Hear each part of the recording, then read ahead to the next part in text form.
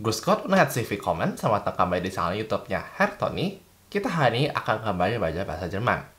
Kita akan melanjutkan ke bagian terakhir dari pembahasan akusatif versus datif, yaitu mengenai preposisi yang selalu menggunakan datif. Jika di video sebelumnya mengenai objek akusatif versus datif, saya selalu bilang bahwa objek yang datif itu bisa selalu berupa orang dan jarang sekali berupa benda mati, maka benda mati, kalau mau dikenakan kasus datif ini, harus menanggung preposisi ini semua. Dan apa saja preposisinya?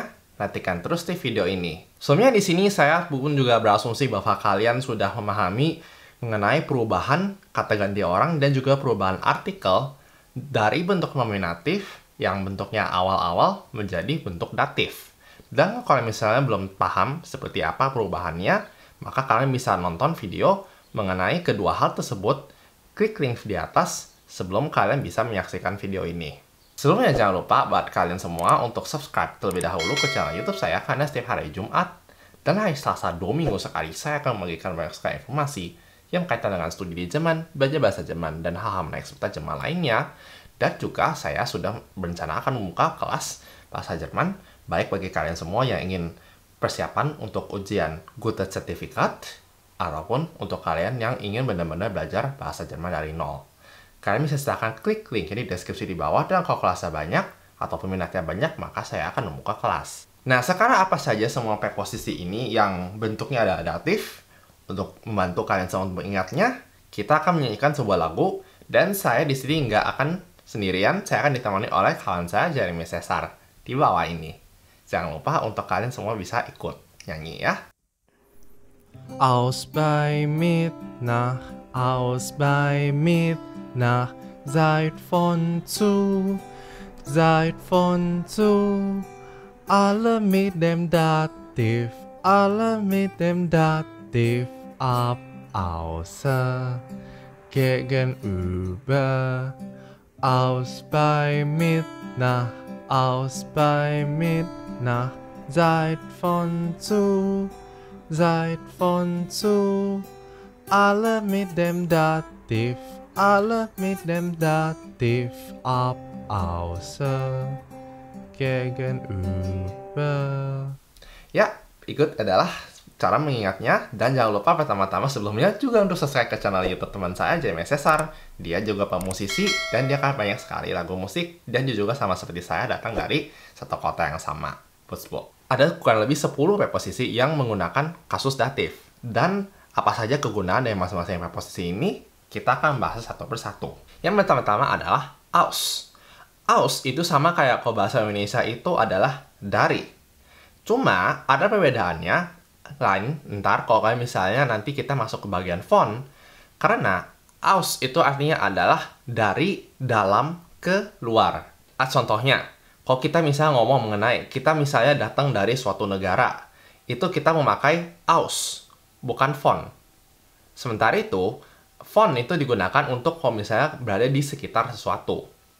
Contohnya, kalau kita misalnya ngomong dari negara, Steven Spielberg kommt aus den USA. Steven Spielberg kommt aus den USA. Steven Spielberg datang dari Amerika Serikat. USA itu merupakan artikel di USA. Karena dia kena kasus datif, maka menjadi den USA. Contoh lainnya menggunakan preposisi aus adalah Ich nehme die Milch aus dem Kühlschrank. Ich nehme die Milch aus dem Kühlschrank. Kühlschrank berartikel der, tapi karena dia kasus datif, maka dia menjadi dem Kühlschrank. Sekarang kita lanjut ke preposisi yang kedua, yakni bei. Bei itu bisa berarti pada sesuatu atau di dekat sesuatu. Dan biasa digunakan dalam contohnya seperti ini. Du kannst bei mir übernachten. Du kannst bei mir übernachten. Kamu bisa bermalam di tempat saya. Kita nggak usah kayak panjang-panjang sebut in meinem Zuhause atau di rumah saya. Kamu bisa pada saya bermalam. Ngomong aja gampang, bei mir. Mir itu adalah bentuk objek datif dari subjek ich. Lalu contohnya berikutnya, kalau kita misalnya sebut kita bekerja di suatu perusahaan, maka kita harus menyebutkan nama institusinya. Contohnya, Der Lehrer arbeitet bei Uni Würzburg. Der Lehrer arbeitet bei Uni Würzburg. Guru itu bekerja di Universitas Würzburg. Atau contoh lain yang menggunakan artinya adalah dekat. Ich stehe jetzt bei der Tür. Ich stehe jetzt bei der Tür.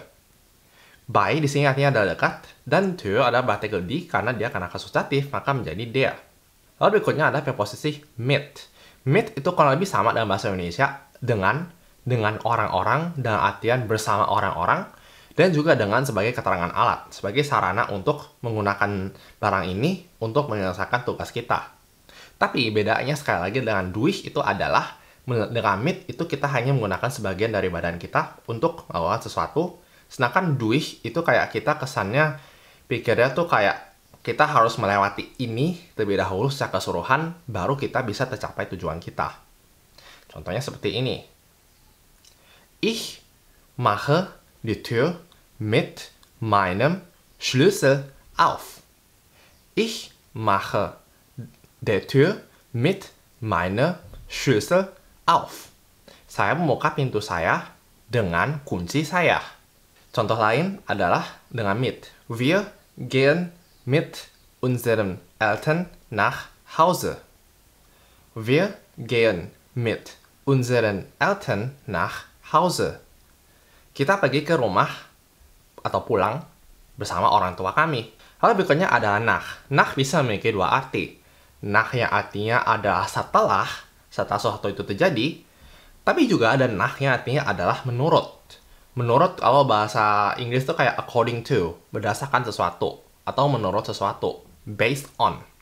Contohnya, kalau kita misalnya mau ngomong dalam kata setelah. Nach ihrer Ankunft kann das Meeting anfangen. Nach ihrer Ankunft kann das Meeting anfangen. Setelah ketibaannya, atau setelah kedatangannya, meetingnya bisa dimulai. Nah, tapi nach yang artinya menurut itu biasa digunakan, contohnya adalah seperti ini. Jonas ist auf der Suche nach einem Zimmer. Jonas ist auf der Suche nach einem Zimmer. Jonas sekarang sedang dalam pencarian kamar. Jonas sekarang berada dalam pencarian kamar. Jadi nach itu artinya adalah kayak menurut apa sih atau hal apa yang sebetulnya itu dia cari. Atau contohnya ada seperti ini. Nach meiner Schätzung soll die Covid-19-Pandemie in November vorbei sein. Nach meiner Schätzung soll die Covid-19-Pandemie im November vorbei sein. Menurut perkiraan saya, wabah COVID-19 akan berlalu di bulan November. Lalu berikutnya adalah seit. Seit ini menerangkan sebuah keterangan waktu yang artinya adalah sejak. Sejak suatu poin yang berada di masa lalu hingga masa sekarang. Contohnya, Rudi lernt seit einem Jahr Deutsch. Rudi lernt seit einem Jahr Deutsch. Artinya, Rudi udah dari sejak 1 tahun itu belajar bahasa Jerman. Dari 1 tahun yang lalu sampai sekarang, dia masih konsisten belajar bahasa Jerman. Lalu, von bisa berarti beberapa, banyak. Antara lain adalah untuk menunjukkan dari, dan hati-hati dengan bedakan dengan aus, karena aus artinya dari dalam keluar, von itu artinya adalah dari mungkin suatu tempat bisa di sekitarnya ke tempat lain. Atau juga bisa menunjukkan jangka waktu dari sini bis sampai sini. Ingat sekali lagi, bis itu menggunakan kasus akusatif. Lalu berikutnya, von juga bisa menunjukkan kepemilikan dari suatu barang. Contohnya sekarang saya kasih. Antara ich gehe aus der Schule dan ich gehe von der Schule.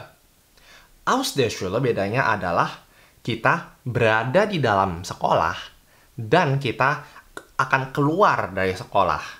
Berada dalam gedungnya, terus kita keluar. Ich gehe von der Schule bisa berarti bahwa saya nggak persis berada di depan sekolahnya. Bisa jadi, saya mungkin cuma ada di trotoar di depan sekolah, atau saya nunggu di halte bis yang kebetulan berada di depan sekolah. dan saya ingin pergi dari situ.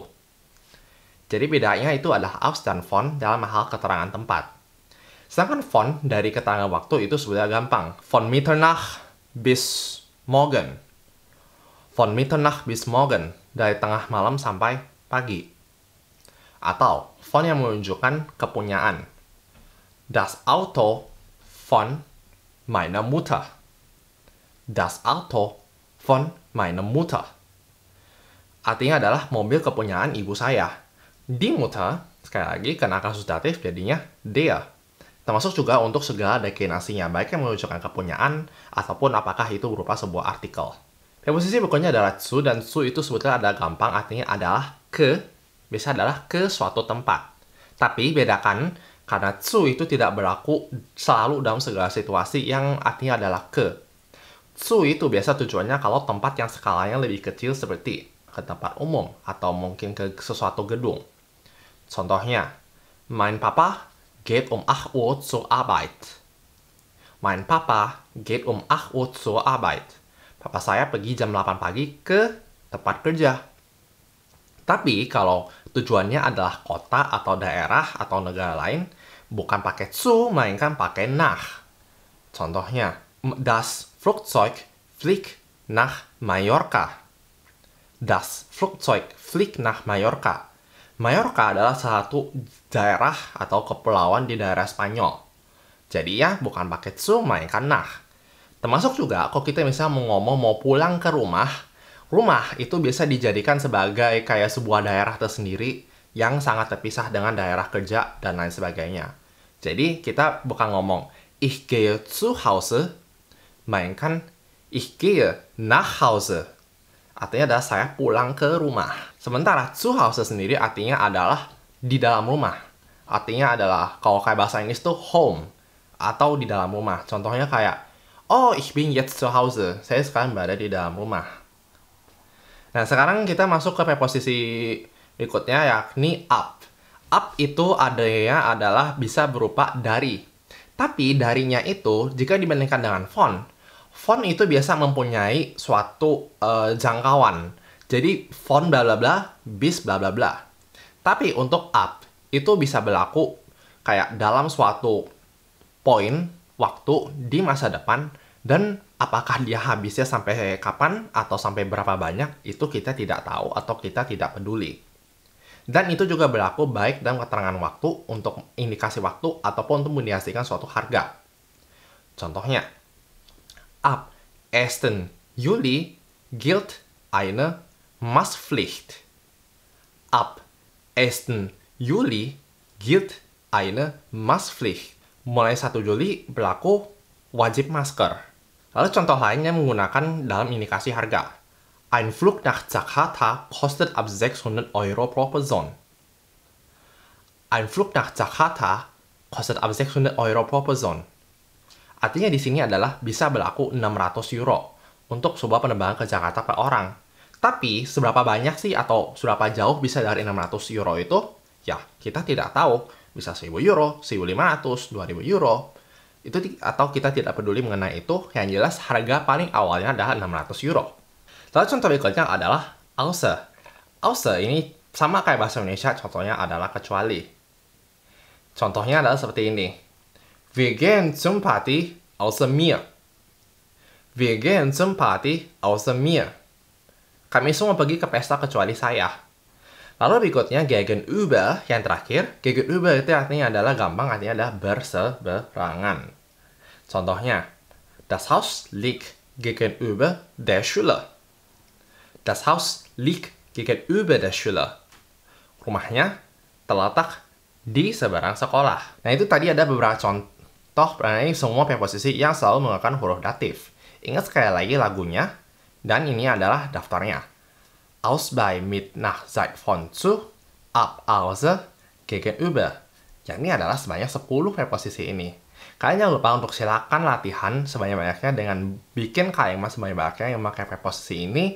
Dan kalau bisa kalian gabungkan pokoknya semua dengan artikel baik yang akusatif ataupun yang datif. Dan juga segala preposisi dan juga segala contoh bestimmte dan juga unbestimmte artikel yang sudah ajarkan di video sebelumnya. Nah, ini adalah akhir dari video mengenai kasus akusatif versus datif. Dan kalau kalian misalnya ada ide apa saja yang mesti saya cover berikutnya, kalian bisa silahkan tuliskan komentar di bawah. Dan sampai ketemu di video berikutnya. Jangan lupa untuk like video ini, abaikan rasa video ini bermanfaat. Akhir kata aku Tony undur diri. Terima kasih telah menyaksikan video ini. Tschüss.